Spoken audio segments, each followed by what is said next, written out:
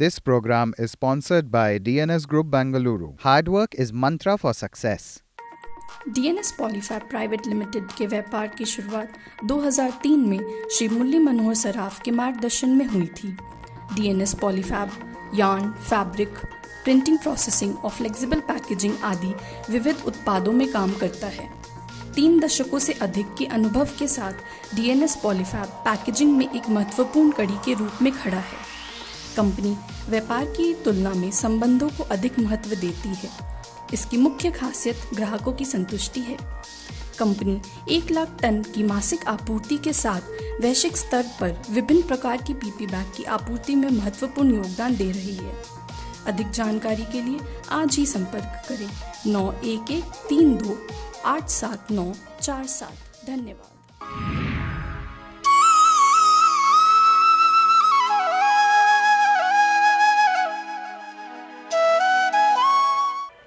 जय श्री कृष्णा। हमारे हनुमान।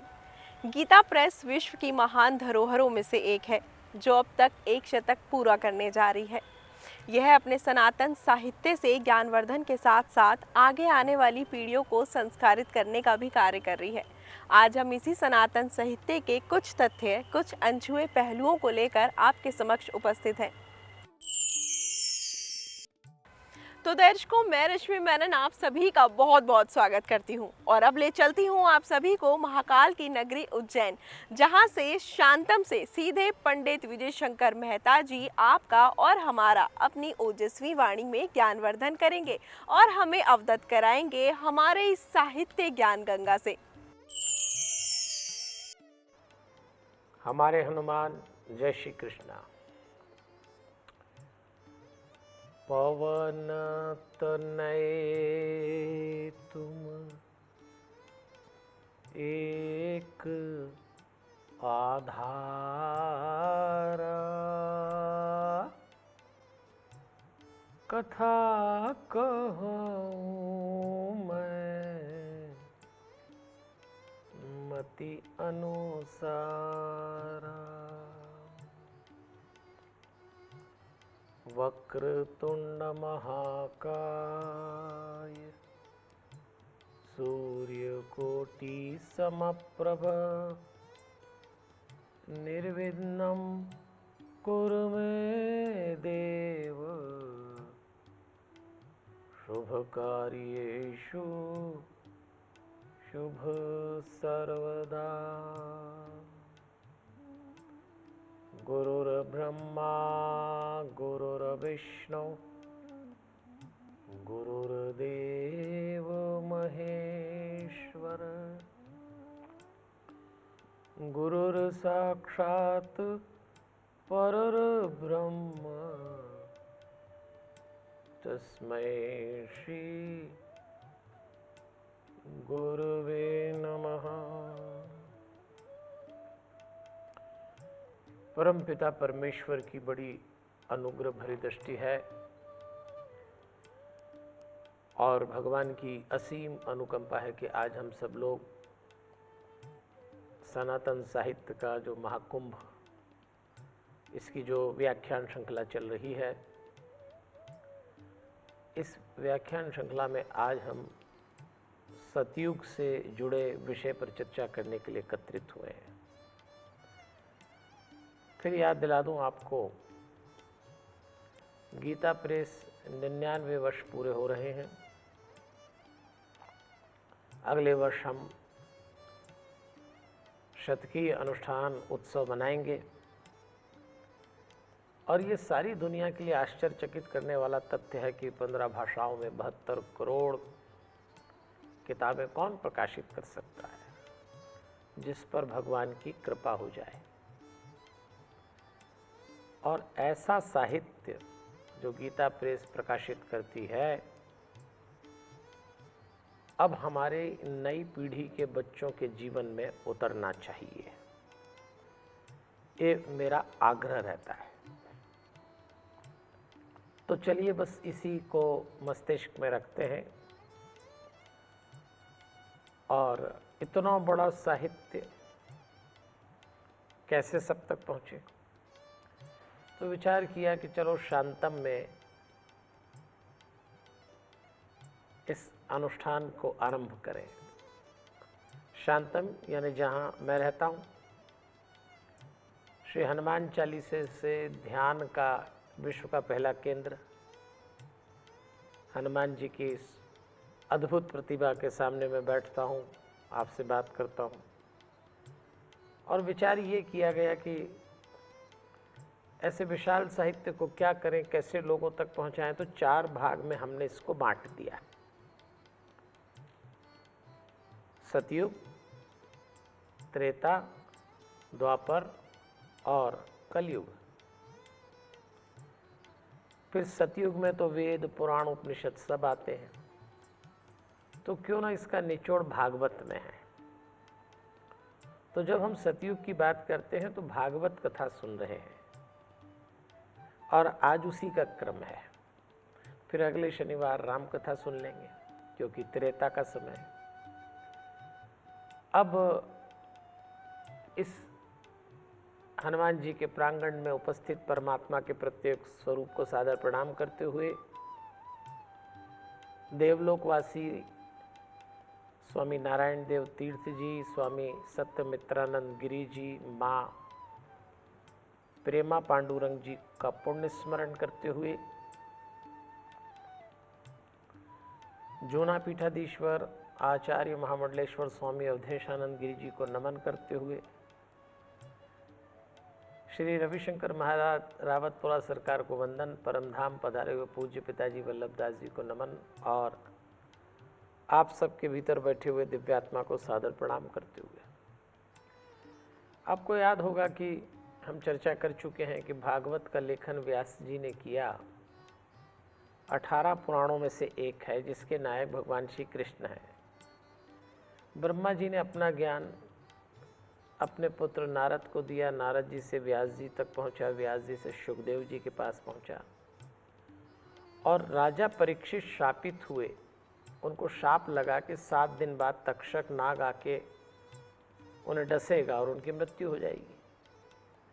तो उन्होंने सुखदेव जी को सामने बैठाया और कहा कि मैं जानना चाहता हूँ कि जब मनुष्य अंतिम सांस लेता है तो आत्मा देह से स्थानांतरित कैसे हो सकती है। मैं स्वयं को मरता हुआ देखना चाहता हूँ,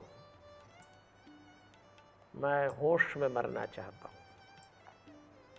आपको याद होगा कि मैं कहता हूँ आपसे, हमारे यहाँ 4 प्रमुख ग्रंथ हैं। महाभारत रहना सिखाती है, गीता करना सिखाती है, रामायण जीना सिखाती है, भागवत मरना सिखाती है।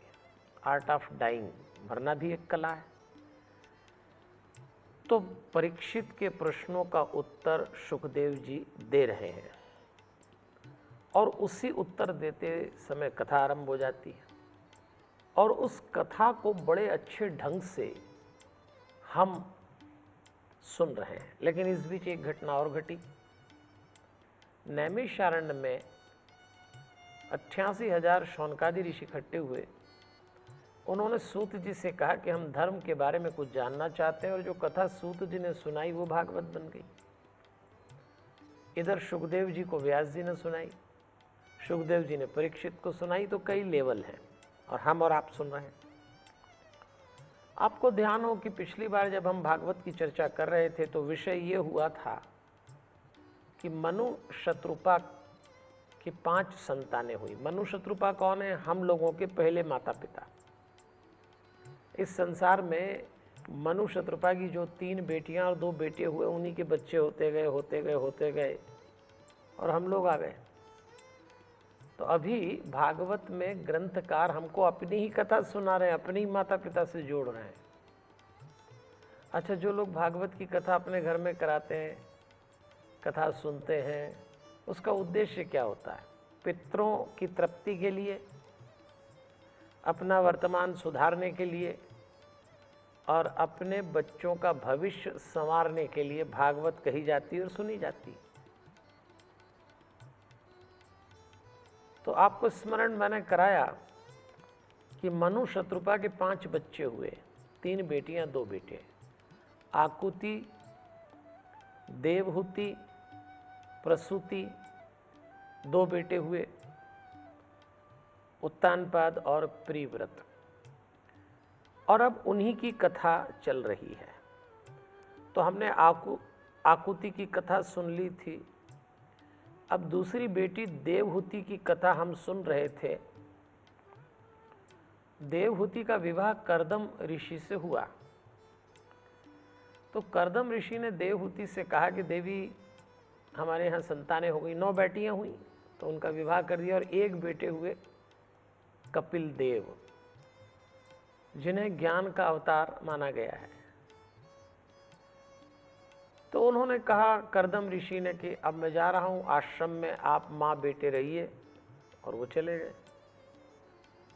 पुरुष प्रधान समाज था, स्त्री के रूप में उनकी पत्नी देवहूति ने मान लिया। और यहीं से आइए हम उस वार्तालाप में चलते हैं, आज की कथा में चलते हैं।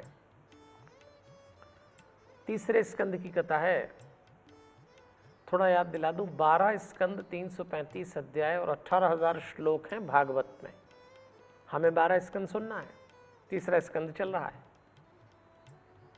एक दिन ऐसा हुआ कि माँ देवहूति ने ज्ञान का अवतार अपने बेटे कपिल से कहा कि कपिल, वैसे तो तुम मेरे पुत्र हो, लेकिन मेरे मन में जीवन के संबंध में कुछ प्रश्न है।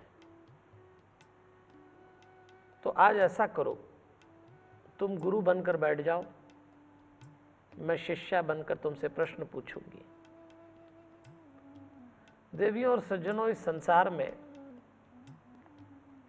बहुत सारे सत्संग अपने अपने ढंग से होते रहे हैं। गुरु शिष्य का सत्संग होता है, माता पिता बच्चों का होता है, पति पत्नी का होता है, मित्र से मित्र का सत्संग होता है। लेकिन माँ और बेटे में सत्संग हुआ हो, ऐसे प्रसंग कम सुनाई देते हैं। अब यहां माँ बेटे सत्संग कर रहे हैं, माँ प्रश्न पूछ रही है गुरु के रूप में, बेटा उत्तर दे रहा है। और माँ ने प्रश्न पूछा कि बेटा एक बात बताओ, कपिल भगवान मिलते कैसे हैं? तो कपिल देव ने कहा भक्ति करने से। तो कुछ भक्ति के विषय में बताओ। तो कपिल देव ने कहा भगवान ने हम भक्तों के लिए बड़ी कृपा की है, 9 तरह की भक्ति बताई है। पहली श्रवण भक्ति, सुनने वाली। दूसरी कीर्तन भक्ति, अपन लोग कीर्तन करते हैं, वो भी भक्ति है। तीसरी स्मरण भक्ति, हम भगवान का स्मरण करते हैं। चौथी सेवन भक्ति, भगवान की सेवा करते हैं। 5वीं दास से भक्ति, दास से मतलब हम भगवान के नौकर हो जाते हैं, उनके चपरासी हो जाते हैं, उनके सेवक हो जाते हैं। हनुमान जी ने दास से भक्ति की थी। 6वीं अर्चन भक्ति, धन वैभव के अनुसार 16 तरह के पूजन करना अर्चन है। 7वीं वंदन भक्ति, मन को ध्यान में उतारना, वाणी से मंत्रों का उच्चारण करना, ये सब वंदन भक्ति है। 8वीं सख्य भक्ति, सख्य मतलब मित्र, भगवान के मित्र हो जाओ। अर्जुन, सुग्रीव, विभीषण, ये सब भगवान के मित्र थे। और 9वीं भक्ति आत्मनिवेदनम, अपनी आत्मा को भगवान में निवेदित कर दो, ये योग है, ये मेडिटेशन है। तो देखिए भगवान ने कितनी सुविधा दी कि आपको जो भक्ति ठीक लगे वो करो। और अब माँ ने एक ऐसा प्रश्न पूछ लिया बेटे से जो लगता है हमारा प्रश्न है। देवहूति पूछती है, बेटा तुम कहते हो भक्ति करो तो भगवान मिल जाएगा, पर भक्ति करने बैठो तो मन नहीं लगता। ये बहुत प्यारा प्रश्न, सच बात है। भक्ति करने बैठो तो मन नहीं लगता है। भगवान के सामने बैठे हैं, ठाकुर जी निला रहे हैं, पूजा कर रहे हैं, और मन बाजार जा चुका है, दुकान जा चुका है, नौकरी कर चुका है, घूम रहा है। क्योंकि मन को अच्छी बातें अच्छी नहीं लगती, और भक्ति करना अच्छी बात है। तो तन बैठा है, मन गायब है। और इसीलिए पूजा करने के बाद, कर्मकांड के बाद लोगों का मन शांत नहीं होता, तो होगा भी नहीं। तो अब जब पूछा माँ ने कि बेटा भक्ति करने बैठो तो मन नहीं लगता, तो बेटे ने बड़ा सुंदर उत्तर दिया, माँ मन तो नहीं लगेगा, फिर क्या करें? तो उन्होंने कहा मन लगाने के लिए योगस्य लक्षणम बक्षेस बीजस्य नृप आत्मजय। सुंदर पंक्ति आई है। बेटे ने कहा माँ योग करना पड़ेगा। ये वही योग है जिसकी आजकल बहुत चर्चा होती है। 8 चरण हैं योग में, यम नियम आसन प्राणायाम प्रत्याहार धारणा ध्यान और समाधि। ये जो ध्यान मेडिटेशन है वो 7वीं स्टेप पे है। योग करना केवल आसन करना या थोड़ी फिजिकल एक्सरसाइज करना नहीं है योग। कुछ लोग कहते हैं हम योगा कर रहे हैं। अरे योगा कर रहे हैं तो मतलब तो समझो यम। आज मैं नई पीढ़ी के बच्चों से निवेदन करना चाहता हूं कि हमारे ऋषियों मुनियों ने क्या बढ़िया डिजाइन किए लाइफ को मैच्योर करने के लिए। मैं जानता हूं कि ये बच्चे जरूर कहेंगे कि हम कैसे पूजा करें, हमारे पास तो टाइम नहीं है, हम कैसे योग करें। चलो कोई बात नहीं, आपके पास टाइम नहीं, पर जो काम आप करते हैं, चाहे स्टूडेंट हो चाहे आप जॉब कर रहे हो, आजकल मैनेजमेंट बहुत डिमांडिंग हो गया है। बच्चों, किसी प्रबंधन के साथ काम करो, कोई भी काम करो, दबाव बहुत है।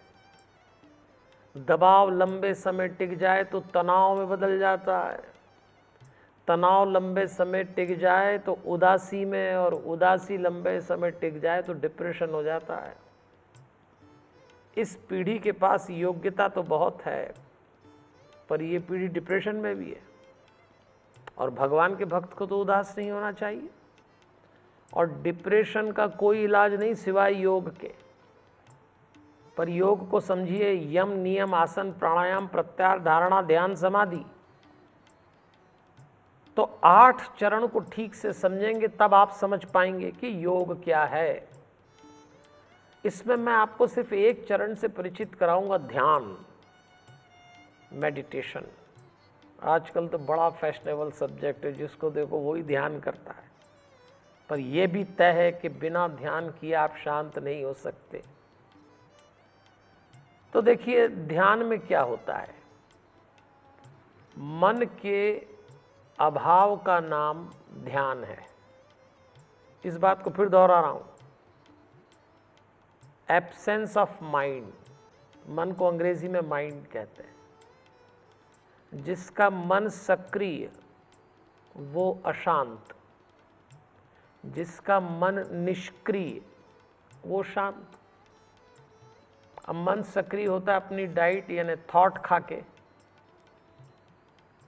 तो मन की डाइट क्या है? थॉट है। खाता कैसे? सांस से। एक अंग्रेजी में शब्द दे रहा हूं आप लोगों को, थॉटलेस ब्रीदिंग। आप जब गीता प्रेस का लिटरेचर पढ़ते हैं, हमारे ऋषि मुनियों ने, क्या नाम लूं मैं, चाहे वो जय दयाल गोविंदका जी हों, हनुमान प्रसाद पोद्दार जी हों, और बहुत नाम, इन लोगों ने इस पूरे लिटरेचर को इतना बढ़िया डिजाइन किया है कि आज भी आपके लिए जीवन के सूत्र बन जाएंगे। इसलिए गीता प्रेस के लिटरेचर से जुड़ें, गीता प्रेस के साहित्य को घर लाएं। तो मन के अभाव का नाम ध्यान है। अब विचार शून्य सांस कैसे लेंगे? तो भाई कमर सीधी करें, थॉटलेस ब्रीदिंग लें, तो अभ्यास से होगा। तो एक काम करें, अचानक विचार शून्य सांस नहीं ले पाएंगे, क्योंकि जैसे ही आप कमर सीधी करके आंख बंद करते हैं, 2 ही काम होते हैं, या तो नींद आ जाती है, और नहीं तो उसी दिन खोपड़ी में वो सारे लोग घुस जाते हैं जो कभी नहीं घुसे। तो ध्यान लगता नहीं। थोड़ी देर आदमी आंख बंद करता है और बोले छोड़ो कहाँ की झंझट। तो फिर क्या करेंगे? तो एक काम करिए, कोई मंत्र सांस से जोड़ लें। हम तो हनुमान चालीसा को सांस से जोड़ के मेडिटेशन कराते ही हैं। आगे किसी दिन कोर्स कराऊंगा मैं आपको। तो मेरा अनुरोध है, मन को निष्क्रिय करिए, आप शांत हो जाएंगे। और इसीलिए माँ के प्रश्न पे बेटे ने कहा कि माँ, मन को निष्क्रिय करिए। फिर भक्ति के 4 रूप बताएं, सतोगुणी भक्ति, तमोगुणी भक्ति, रजोगुणी भक्ति और एक होती निर्गुणी भक्ति। और एक भक्त को सदैव प्रसन्न और बहुत मीठा बोलना चाहिए। अच्छा, मीठे बोलने की प्रैक्टिस करना पड़ती है, उस प्रैक्टिस का नाम है ज़रा मुस्कुराइए। मैं जानता हूं जब कई लोग मेरी कथा सुनते हैं तो बहुत सीरियसली हो जाते हैं। अबे कथा भी कोई सीरियसली सुननी जाती?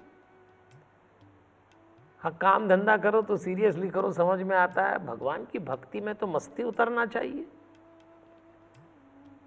तो मेरा अनुरोध है आपसे कि यदि आप भक्ति कर रहे हैं तो थोड़ा टेस्ट करिए कि आपके भीतर का भक्त यदि सही दिशा में चल रहा है तो आपके नेचर में सबसे बड़ा चेंज क्या आना चाहिए। तो एक चेंज ये आना चाहिए कि जब आप अपने घर में हो तो अपने घर के लोगों से बहुत मीठा बोलिए।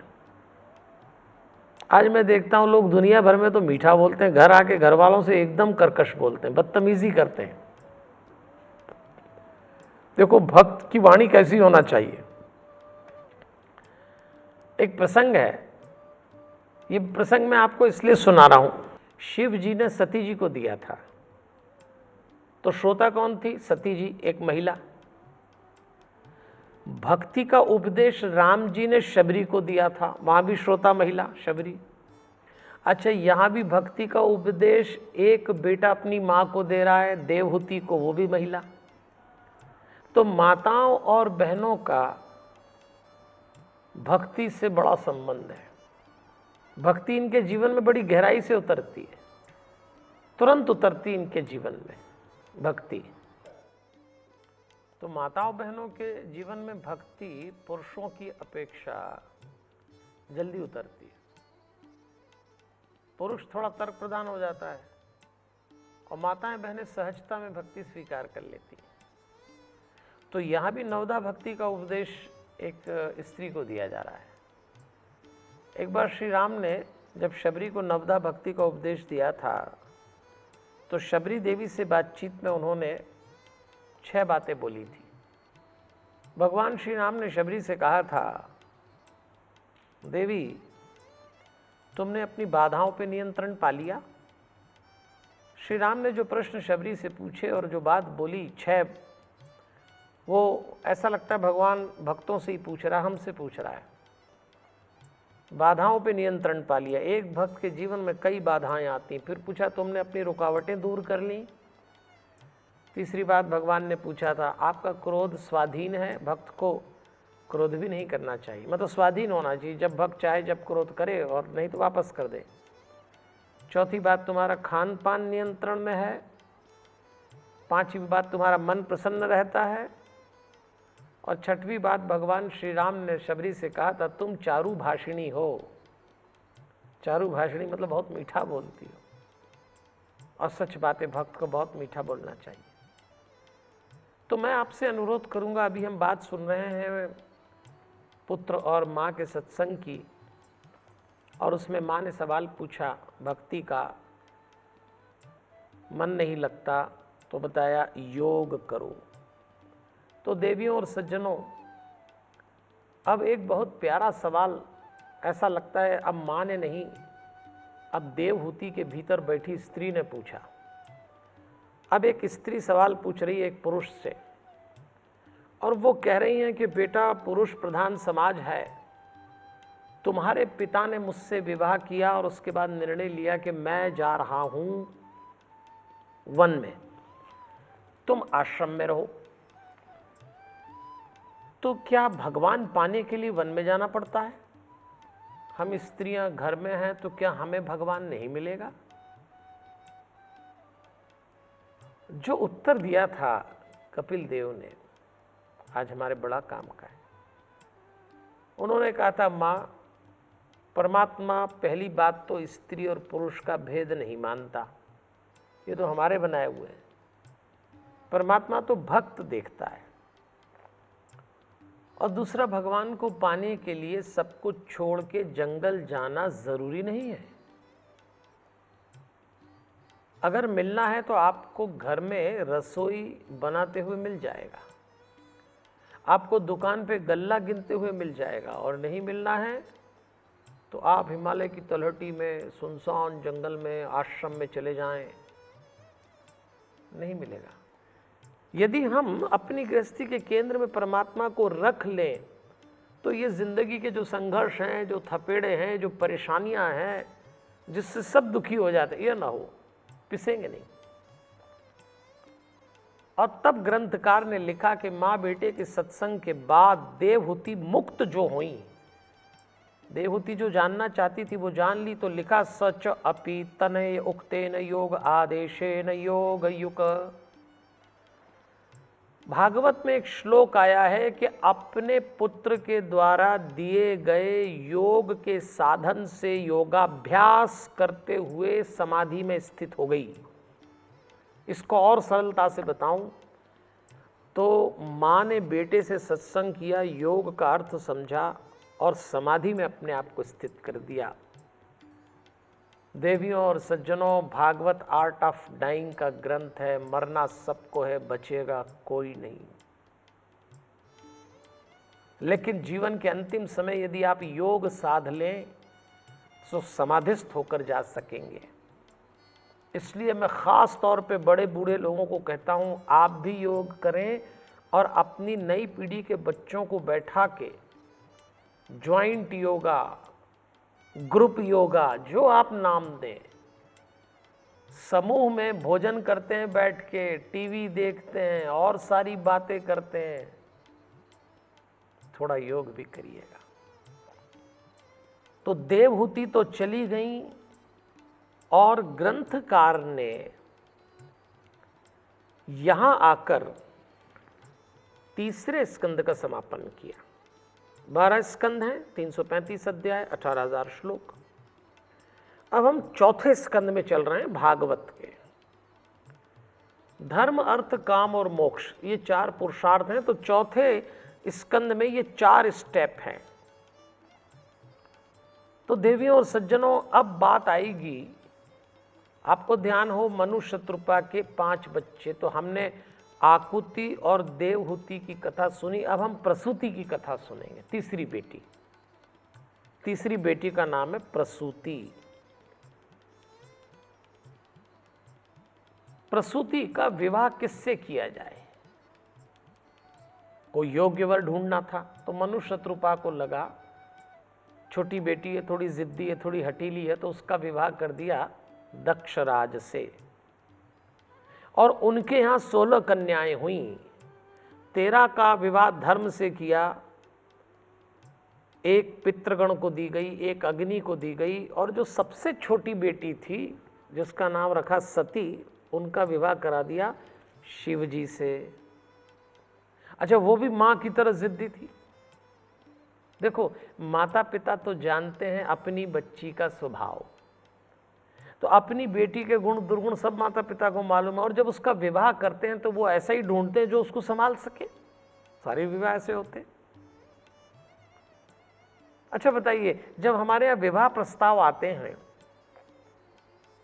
तो कभी कोई माता पिता ऐसा कहते हैं कि हमारी बच्ची में ये गुण, ये दोष हैं? गुण बताते हैं, दोष तो नहीं बताते। अच्छा चलो, कन्याओं की छोड़ो, जब किसी लड़के का प्रस्ताव आता है तो माँ बाप बताते हैं क्या? वो भी यही कहते हैं, ऐसा राजकुमार, ऐसा आज्ञाकारी, 6 बजे घर आ जाता है, माता पिता के पूछे बिना कोई काम नहीं करता, धेला नहीं सुनता हो माँ बाप की, पर बताते तो ऐसे ही है। ये तो जब विवाह हो जाता है और ओरिजिनल आइटम बाहर आते हैं ना, तब पता लगता है। ये जितनी शादियां हो रही सब गलतफहमी में हो रही हैं। सती जी का विवाह शिव जी से कर दिया गया। शिव कल्याण के देवता। अब एक कथा आती है भागवत में, कथा सुना रहे सुखदेव जी परीक्षित को, कथा सुना रहे सूति जी शौनकादि ऋषियों को। वो कथा हम और आप सुन रहे हैं।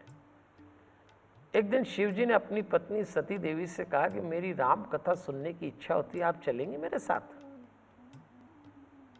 अच्छा, सती जी तो दक्ष की बेटी थी, लॉजिकल, पढ़ी लिखी और पढ़े लिखे लोगों को कथा बिल्कुल नहीं जमती। कथावाचक उधर कथा सुनाता, पढ़ा लिखा आदमी अपनी एडिटिंग अलग करता है। कथा दिमाग से सुनी भी नहीं जाती, दिल का सौदा है। दोनों पहुंच गए अगस्त ऋषि के आश्रम में। अगस्त ऋषि ने शिव जी को देखा तो खड़े होकर प्रणाम किया, तो सती देवी का माथा ठनक गया। एक तो उल्टा काम है, वक्ता श्रोता को प्रणाम कर रहा है। कायदा तो होता है कि श्रोता वक्ता को प्रणाम करते। ये क्या कथा सुना है कि वक्ता पे डाउट किया। वक्ता पे कभी डाउट मत करिए। आपको नहीं जमता तो मत सुनिए, पर अगर बुलाया है, सुन रहे हैं तो सुनिए। अच्छा, कथा शुरू हुई, शिव जी ने बड़े ध्यान से सुनी। अच्छा, सती जी पूरे समय इधर उधर देखती रही। कुछ लोगों की आदत होती कथा में जब तक इधर उधर ना देखें उनको कथा नहीं पचती। एक दो बार तो कोहनी का टल्ला भी लगाया शिव जी ने कि देवी कथा सामने हो रही, नहीं सुनी, और दोनों कथा करके निकले। और उसी समय राम जी की लीला चल रही, सीता जी का अपहरण हो गया, राम जी रो रहे। तो शिव जी ने सती जी से कहा कि जिन राम जी की कथा हम सुन के आ रहे हैं, ये उन्हीं की लीला चल रही, मैं प्रणाम कर रहा हूँ दूर से, बीच में नहीं जा सकते, आप भी करिए। तो मना कर दिया। और कहती हैं कि ये रोता हुआ राजकुमार भगवान कैसे हो सकता है। अरे शिव जी ने कहा मैं कह रहा हूं, नहीं मानी। और कहती क्या परीक्षा लूंगी। भगवान शंकर ने कहा देवी ध्यान रखना, भगवान परीक्षा का विषय नहीं होता, भगवान प्रणाम का विषय होता है। हाँ, आप भगवान के प्रति जिज्ञासा रख सकते हैं, संदेह नहीं रख सकते। अच्छा, इन्होंने सोचा, शंकर जी तो बैठ गए एक चट्टान पे। एक बड़ी प्यारी पंक्ति आई, होई ये सोई जो राम रची राखा, को करी तर्क बड़ा वैसा का। शंकर जी ने कहा अब क्या समझाऊं, मेरी पत्नी को मैंने बहुत समझाया, पर अब तर्क की शाखा बढ़ाने से कुछ होगा नहीं। ये बड़ा प्यारा शब्द है, तर्क की शाखा। स्पाउस रिलेशनशिप, पति पत्नी के संबंधों पे बड़ी मनोवैज्ञानिक टिप्पणी आई है। तर्क की शाखा पति पत्नी के रिश्ते में बढ़ाने से कुछ नहीं मिलना। दुनिया में 4 लोगों को कभी नहीं समझाया जा सकता, पड़ोसी को, रिश्तेदार को, पत्नी को और पति को। ये सब समझदार होते हैं, इनको मत समझाना कभी। और यदि पति पत्नी एक दूसरे को समझाएं तो सारी रात अंताक्षरी चलने वाली, निपटारा होगा नहीं। कई पति पत्नी तो सारी रात अंताक्षरी करते हैं। आप लोगों की बात नहीं कर रहा हूं जो आप सुन रहे हैं। आप तो बड़े अच्छे पति पत्नी होंगे जब भी गीता प्रेस के इस कार्यक्रम को जीवन में उतार रहे हैं, पर कई पति पत्नी उलझते ही रहते हैं। बोल का खेल है ये। शिव जी आंख बंद करके बैठ गए, चलो भगवान के भरोसे। ये गई, इन्होंने सीता का वेश बनाया, राम जी पहचान गए, दूर से प्रणाम किया और पूछा माता जी कहाँ घूम रही हैं। तो लौट के आई, अपने पति के पास खड़ी हो गई। शिव जी ने देखा तो कहती क्या है, कछु न परीक्षा ली न गोसाई, मैंने परीक्षा नहीं ली, झूठ बोला। और कहती है कीन प्रणाम तुम्हारी नाई, फिर झूठ, आप ही की तरफ प्रणाम किया जबकि नहीं किया। एक बार इंसान यदि झूठ बोले तो फिर दूसरे तीसरे में उसका संकोच चला जाता है। शिव जी ने ध्यान लगा के देखा और कहा कि ये तो आपने ठीक नहीं किया। आपने इस शरीर से मेरी मां सीता का रूप धरा है, तो आप मेरे और आपके बीच पति पत्नी के संबंध नहीं हो सकते। और शिव जी ने उनको त्याग दिया, छोड़ दिया उनको। देखिए शिव जी एक बात कहते हैं, विद्या तपो वित्त वपुर वय कुलेह संताम गुणे षड्भिर सत्तमेत्तरेह। विद्या, तप, धन, सुदृढ़ शरीर, युवा अवस्था, उच्च कुल, ये सत्पुरुष में हो तो गुण बन जाते हैं, और यही नीच पुरुष में हो तो दुर्गुण बन जाते हैं। दक्ष था ही ऐसा। जब ये दोनों लौटे, सती जी का त्याग कर चुके, सती जी ने कहा मेरे पिता दक्षराज ने एक यज्ञ आयोजित किया है, मुझे आमंत्रित नहीं किया, लेकिन मैं जाना चाहती हूँ। तो उन्होंने कहा तुम्हारी इच्छा, चली जाओ। वहां उन्होंने अपनी देह त्यागी। ये सब कथा आप जानते हैं। तो देवियों और सज्जनों, जो बात मैं आपसे कहना चाहता हूं वो ये है कि देखते ही देखते पति पत्नी का रिश्ता टूट गया। इस रिश्ते की गरिमा है एक दूसरे के प्रति विश्वास, ये कभी ना तोड़िएगा। कथा चल रही है भागवत की, सुना रहे सुखदेव। मनु शत्रुपा के 5 बच्चों की बात चल रही है। और एक बात, ये 4था स्कंद है ना, तो धर्म अर्थ काम और मोक्ष। धर्म की बात तो हो गई, अब जरा अर्थ की बात करेंगे, क्योंकि अब ध्रुव प्रसंग में चलना है। अर्थ भी कमाना है। भगवान कभी नहीं कहते कि आप धन मत कमाओ। जीवन में धन अर्थ लाइए, लेकिन अर्थ कैसे आता है? मनुष्य के जीवन में धन 5 रास्ते से आता है। माता पिता के आशीर्वाद से, गुरु कृपा से, अपने उद्यम यानी अपने परिश्रम से, प्रारब्ध से और प्रभु कृपा से। आपको अगर धन कमाना है तो इन 5 बातों का बेस्ट कॉम्बिनेशन बनाइए, और इसमें से 5 बातें आपके हाथ में है। लेकिन लोग सोचते हैं जुगाड़ तुगाड़ लगा लेंगे पैसा आ जाएगा, लोग सोचते हैं पढ़ लेंगे तो पैसा आ जाएगा। ऐसा नहीं होता। ये 5 कॉम्बिनेशन लाना पड़ता है। धन कमाना हो, मेरे बच्चों, मैं खास तौर पे आपसे बात कर रहा हूं। इस समय युवा पीढ़ी बावली हो रही धन कमाने के लिए। मैं कहता हूं होना चाहिए, खूब धन कमाइए, लेकिन ये 5 बातों का कॉम्बिनेशन आपका जो अप्रोच है वेल्थ के लिए, उसमें सबसे पहले माता पिता का आशीर्वाद। अपने माँ बाप को दुखी करके, उनको नाराज करके, उनसे विपरीत चल के आप संपत्ति अर्जित नहीं कर पाएंगे, और करी तो शांति नहीं मिलेगी। जीवन में कोई गुरु होना चाहिए, और यदि आप किसी मनुष्य को गुरु न बना पाए हों तो हनुमान जी को गुरु बना लीजिए। मैं तो हर बार कहता हूँ, 37वीं चौपाई में हनुमान चालीसा में लिखा है, जय जय जय हनुमान गोसाई, कृपा करो गुरुदेव की नाई। तीसरी बात, अपना उद्यम। उद्यम मतलब खूब मेहनत करिए। आपका जो एजुकेशन पार्ट है, आपका जो एक्सपीरियंस है, आपका जो लेबर है, ये तीनों का कॉम्बिनेशन होना चाहिए। ये घोर परिश्रम का समय है। बिना मेहनत के अब धन मिलना मुश्किल है। उद्यम इसी को कहते हैं। चौथी बात, प्रारब्ध। हम हिंदू लोग हैं, पुनर्जन्म में विश्वास रखते हैं, तो हमारे प्रारब्ध से भी बहुत आता है। और 5वीं बात, प्रभु कृपा। परमात्मा से अब भगवान कोई एक्स्ट्रा थैली नहीं पटक देगा रात को आपके आंगन में। प्रभु कृपा का अर्थ है एक परम शक्ति आपकी शक्ति से जुड़ जाती है। चलिए यहाँ मैं एक उत्तर देता रहूं।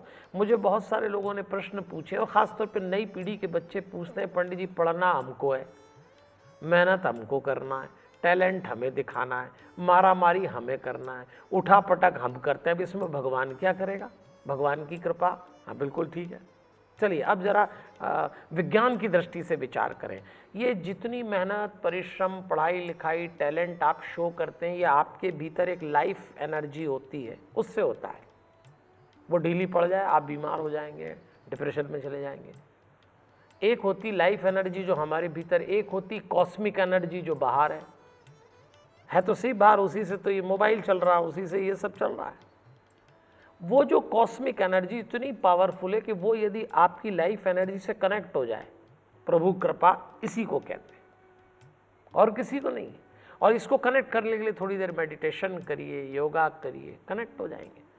किसी अच्छे मंदिर में जाते हैं तो वो मंदिर का एरिया इतना चार्ज होता है कि आपकी लाइफ एनर्जी कॉस्मिक एनर्जी को कनेक्ट करने में ईजी हो जाती है। ये है सिस्टम, इसको समझना। और इसीलिए गीता प्रेस ने जितना लिटरेचर तैयार किया है वो सब आपके लिए किया है। आप उसको ये मत समझिए कि बड़े बूढ़ों का साहित्य और भगवान की बात करते हैं और हमें क्या संन्यास लेना है। अरे ना ना भाई, किसने कहा आपको संन्यास लेना है? गीता प्रेस के तो कुछ साहित्य ऐसे हैं जिसने और क्लैरिटी दी कि आपको करना क्या चाहिए। तो चलिए, मनु शत्रुपा के 5 बच्चों की बातचीत चल रही। 3 बेटियों की बात हमने कर ली, अब 2 बेटों की बात करते हैं। उनमें से 2 बेटों में से एक बेटे थे उत्तानपाद, राजा उत्तानपाद। अब उनके घर चलते हैं, देखते हैं जरा बेटों का सिलसिला क्या चल रहा है। थोड़ा बेटियों के घर तो हो लिए, अब बेटों के घर झांकते हैं क्या चलता है। अच्छा, वैसे दूसरे के घर में झांकना नहीं चाहिए कि क्या चल रहा है, लेकिन मज़ा बहुत आता है। दूसरे की फैमिली लाइफ में, दूसरे की गृहस्थी में क्या चल रहा है, और अगर पता लग जाए पंगा चल रहा है तो बड़ी तसल्ली होती है कि चलो अपन ही नहीं वो भी निपट रहे हैं। तो चलें उत्तानपाद के यहाँ। राजा उत्तानपाद की दो रानियां, बड़ी रानी का नाम था सुनीति, छोटी रानी का नाम था सुरुचि। सुनीति बहुत सीधी, बहुत विदुषी, कभी अपने पति से कोई आग्रह नहीं करती, बड़ी संतोषी, भगवान का नाम लेती। छोटी रानी का नाम था सुरुचि, आकर्षक भी थी और राजा छोटी रानी से अधिक प्रेम करते। बड़ी रानी सुनीति के बेटे का नाम था ध्रुव, छोटी रानी सुरुचि के बेटे का नाम था उत्तानपाद का बेटा। एक दिन ध्रुव 5 साल के थे, राजसभा लगी हुई और ध्रुव आए। 5 साल के उस बालक ने अपने पिता उत्तानपाद से कहा कि पिताजी, मुझे आप अपनी गोदी में बैठा लीजिए। उत्तानपाद राजा ने तो विचार किया कि उठाऊं, लेकिन उसी समय पास में बैठी छोटी रानी सुरुचि ने कहा, ध्रुव, यदि तुझे अपने पिता की गोद में बैठना है तो तुझे या तो मेरी कोख से जन्म लेना होगा और नहीं तो भगवान को प्राप्त करके बता। बस उस बालक को ये बात बैठ गई। राजा ने ध्रुव को नहीं उठाया, क्योंकि उन्होंने सोचा कि यदि मैंने इसको गोद में उठा लिया तो मेरी पत्नी सारे घर को माथे पे उठा लेगी। वो बालक आंखों में, नेत्रों में जल लिए, अश्रु कण लिए अपनी मां सुनीति के पास आया। सुनीति पूजा कर रही थी। बेटे ध्रुव को देखा तो पूछा, क्या बात है? ध्रुव ने सारी घटना का वर्णन किया और पूछा उसने, मां, भगवान कहाँ मिलेंगे? सुनीति चौंक गई। छोटी सी उम्र में एक बालक ऐसे प्रश्न पूछता है कि भगवान कहाँ मिलेंगे? सुनीति ने अपने पुत्र ध्रुव के मस्तक पे हाथ रख के पूछा कि ये बात क्यों पूछता है? तो उसने कहा, छोटी माँ ने कहा है कि यदि पिता की गोद में बैठना है तो या तो मैं उनकी कोख से जन्म लूं या भगवान को प्राप्त करके बताऊं। तो मैं आपसे जानना चाहता हूं, भगवान कहाँ मिलते हैं? सुनीति ने कहा, बेटा, तुझे भगवान जरूर मिलेंगे, पर एक बात याद रखना, अपने भीतर ये मलिनता मत लाना कि माँ ने तुझे पिता की गोद में बैठने नहीं दिया। क्या बढ़िया बात समझाती है एक माँ बेटे को। सुनीति कहती है, ध्रुव, इस संसार में बहुत सारे लोग होंगे जो तुम्हें अप्रिय शब्द बोलेंगे, कुछ ऐसा बोल देंगे तुम्हारा अपमान हो जाएगा, पर यदि तुम भगवान को प्राप्त करने निकले हो तो दूसरों के कर्कश शब्द, दूसरों के प्रति मलिन स्वभाव अपने भीतर मत रखना। परमात्मा उनके हृदय में उतरता है जिनका हृदय प्रेम पूर्ण और पवित्र होता है, जिनके हृदय में जलन न हो, जिनके हृदय में दूसरों के लिए अप्रिय बात न हो, उनमें उतरता है। तो जा बेटा, तुझे भगवान मिलेंगे। उसके लिए तपस्या करना पड़ती है।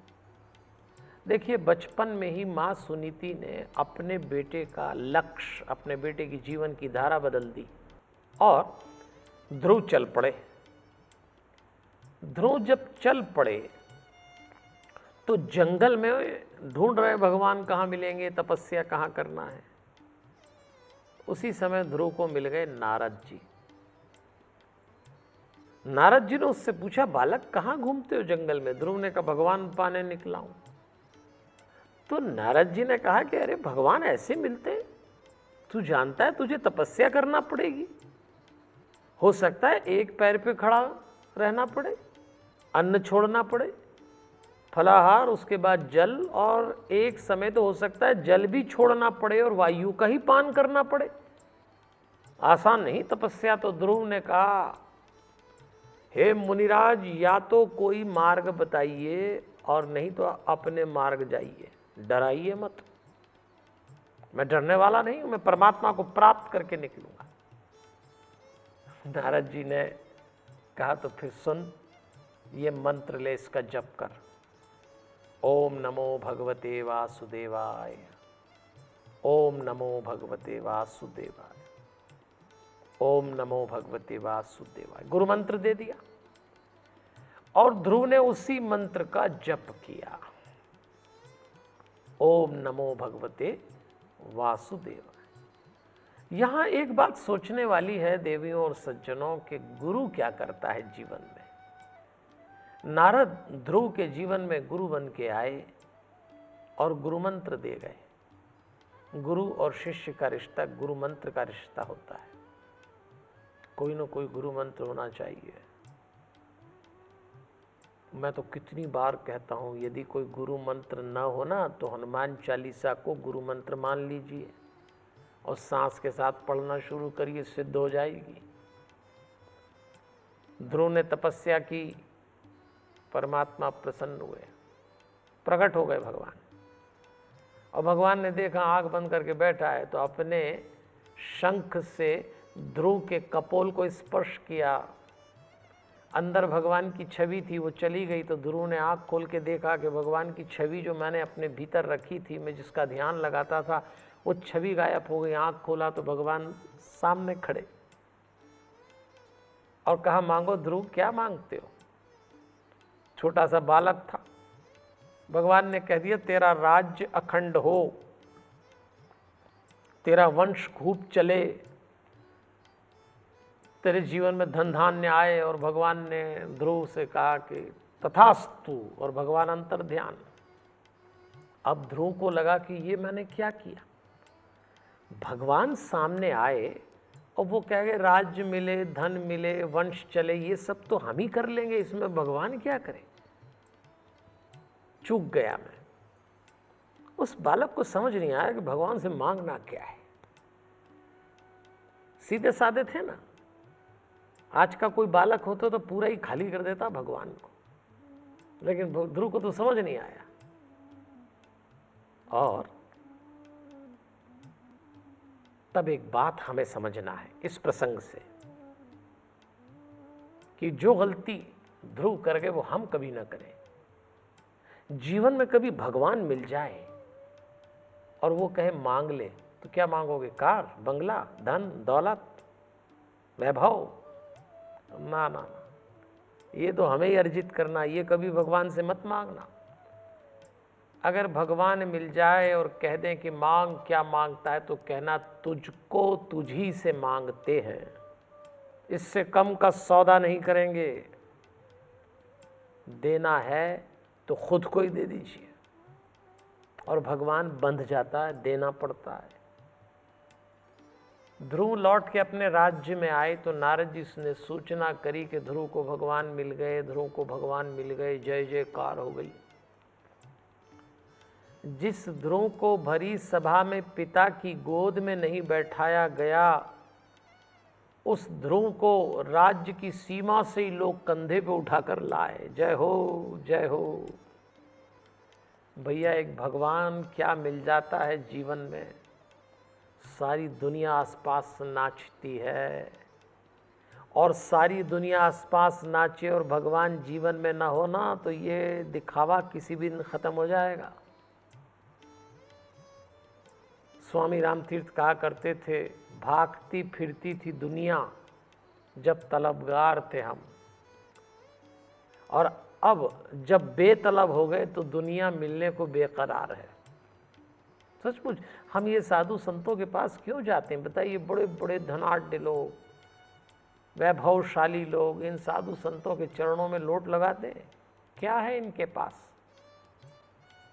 इनको भगवान की स्पर्श हो गया है, कहीं अनुभूति हो गई है, कोई झलक उतर आई है इनके भीतर, कोई अंश उतर आया है, सारी दुनिया नाचती है। तो ध्रुव अपने राज्य में आए, मां के साथ आए, और इसी ध्रुव का वंश आगे चला तो उसमें उत्कल, वत्सल, वैन, पृथु, ये सारे राजा इसी समय हुए और उनका वंश आगे चलता गया। आपको मैंने देवियों और सज्जनों याद हो तो आपसे कहा था मैंने कि धर्म, अर्थ, काम और मोक्ष ये 4 प्रकरण का चतुर्थ स्कंद है। हमने धर्म, अर्थ, काम की कथा सुनी। अब हम मोक्ष की बात करते हैं थोड़ी देर। वैसे तो लोग चर्चा करते हैं कि मोक्ष का मतलब ये होता है कि मरने के बाद ऊपर जाके कोई मोक्ष मिलता होगा। कई लोग यही बात करते हैं, जैसे कोई भगवान ने रिसोर्ट बना रखा होगा कि आपके लिए मोक्ष का रिसोर्ट है। मरने के बाद कहाँ जाओगे, छोड़ो, आप जीते जी मोक्ष मिल सकता है। और मोक्ष का अर्थ होता है स्वयं को जानना। ये जो भागवत की कथा मैं गीता प्रेस के सनातन साहित्य महाकुंभ में आपको सुना रहा हूँ, इसके पीछे का उद्देश्य क्या है? आप स्वयं को जान सकें। कट जरा टाइम बताया करो, 55 मिनट हो जाए ना तो हमको बता दिया करो। 50 मिनट पे बोलो। क्या टाइम हो गया? 53 मिनट की रिकॉर्डिंग हो गई। अच्छा, तो हम 55 मिनट की कर देंगे, तो 50 मिनट उनका काम हो जाए। तो अब मैं 2-3 मिनट और बोलता हूँ, 55, ठीक है, ओके। पर कल से बेटा 45 मिनट से ही ऐसा कर देना। एक बार तो हम समझ जाएंगे 45 मिनट, दूसरी बार 50, ठीक है? चलिए, आप कट कर लोगे ना, फिर एडिटिंग हो जाएगी। और उसी वंश में राजा हुए पृथु। ये वो जो पृथु राजा थे ना, इन्होंने पृथ्वी का दोहन किया था। इन्होंने पृथ्वी को तराशा था। पृथ्वी ने एक बार धन धान्य देना बंद कर दिया तो सब लोग बड़े परेशान हुए। तो राजा पृथु पृथ्वी का दोहन करने निकले तो पृथ्वी ने कहा था राजा से कि तुम मेरा दोहन कर रहे हो, पर तुमने कभी मुझसे पूछा कि मैंने धन धान्य देना क्यों बंद कर दिया? मेरे बच्चों ने मेरे साथ क्या किया? मुझे धरती माँ कहते हैं, मेरे वृक्ष काट दिए जो मेरे बच्चे, मेरा जल सुखा दिया, मेरी छाती पे इतनी गंदगी पटकी, ये पर्यावरण, ये प्रदूषण, ये सब क्या है? तब भी पृथ्वी कह रही है और आज भी कह रही है। तब राजा पृथु ने उसको तराशा था।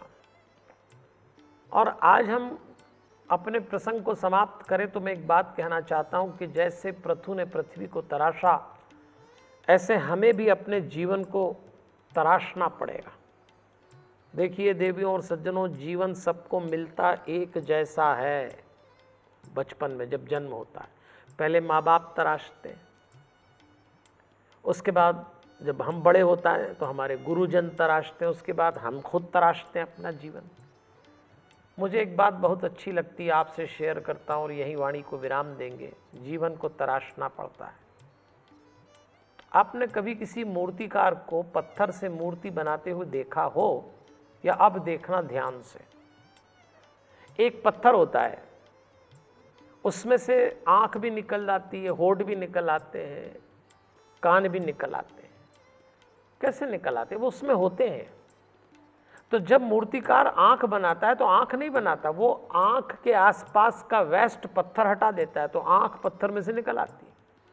वो होठ के आसपास का पत्थर हटाता है तो होठ बाहर निकल आते हैं। बस यही जीवन का सच है कि जीवन में जो कुछ भी निरर्थक है वो हटा दीजिए तो जीवन की जो सच्ची सार्थक तस्वीर वो अपने आप निकल आएगी। इसको कहते हैं जीवन को तराशना। तो चलिए, मनु शत्रुपा के 5 बच्चों की हमने चर्चा करी, एक बच्चे की चर्चा रह गई, तो प्रिव्रत की चर्चा अगली बार करेंगे। अभी आप मुझे अनुमति दीजिए, लेकिन इस अनुरोध के साथ कि गीता प्रेस के सनातन साहित्य महाकुंभ से जुड़िए। और अब तो 1 ही वर्ष बचा है लगभग। खूब प्रचार प्रसार हो, इसलिए नहीं कि उस संस्थान का प्रचार प्रसार करना, इसलिए जीवन प्रबंधन, जीवन सूत्र, जीवन जीने की कला, उस परम शक्ति का सही रूप हम जान सकें, इसलिए जुड़िए इस अभियान से। तो अगले शनिवार मिलते हैं, रामायण की चर्चा करेंगे और राम कथा का अयोध्या कांड सुनेंगे। अभी मुझे अनुमति दीजिए। मैं हनुमान जी महाराज से प्रार्थना कर रहा हूँ, मेरे जीवन में जो जो भी सुख आए हैं वो सब आपके जीवन में आए, और मेरे जीवन में जो जो भी दुख आए हैं वो एक भी आपके जीवन में ना आए। हमारे हनुमान। जय Shri Krishna.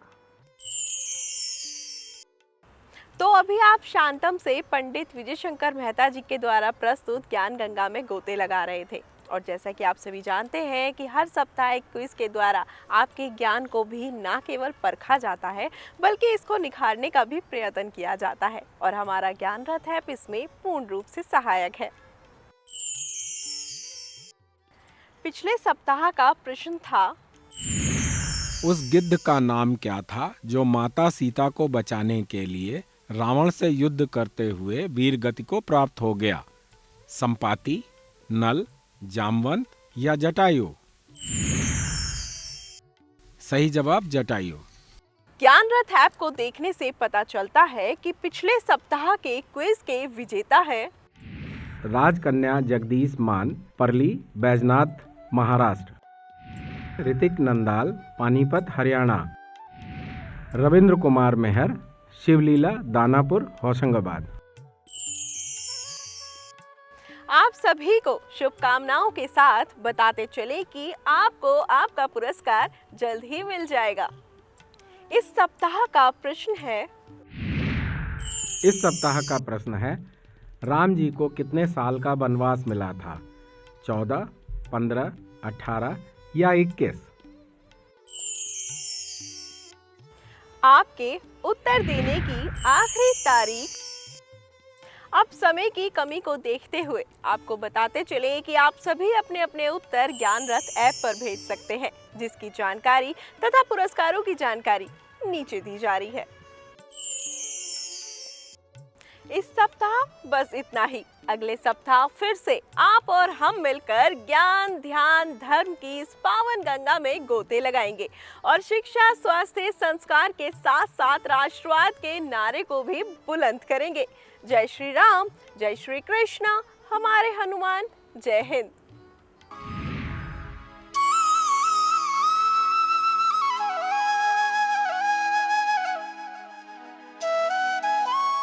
This program was sponsored by DNS Group Bangalore. Hard work is mantra for success. DNS Polyfab private limited के व्यापार की शुरुआत 2003 में श्री मुरली मनोहर सराफ के मार्गदर्शन में हुई थी। DNS Polyfab yarn, fabric, printing, processing और फ्लेक्सिबल पैकेजिंग आदि विविध उत्पादों में काम करता है। 3 दशकों से अधिक के अनुभव के साथ DNS पॉलीफैब पैकेजिंग में एक महत्वपूर्ण कड़ी के रूप में खड़ा है। कंपनी व्यापार की तुलना में संबंधों को अधिक महत्व देती है। इसकी मुख्य खासियत ग्राहकों की संतुष्टि है। कंपनी 1 लाख टन की मासिक आपूर्ति के साथ वैश्विक स्तर पर विभिन्न प्रकार की PP बैग की आपूर्ति में महत्वपूर्ण योगदान दे रही है। अधिक जानकारी के लिए आज ही संपर्क करें 9132 87947। धन्यवाद।